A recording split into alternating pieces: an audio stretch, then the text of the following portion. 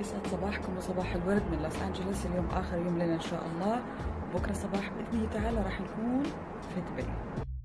أول ما صحيت أخذت لفة كذا على بعض السنابات للزملاء والأصدقاء، ولفت انتباهي سناب شات زميلي خالد جاسم في الدوحة.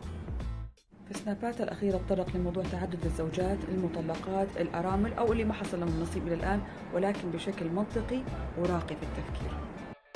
لذلك هذه تحية تقدير واحترام لأخوي خالد جاسم ولكل رجل يملك نفس العقلية، الله يكثرهم. وجينا نختم آخر يوم فطور في مطعمنا المفضل. كالمعتاد أبدأ بموية ساخنة وبعدين السلطات.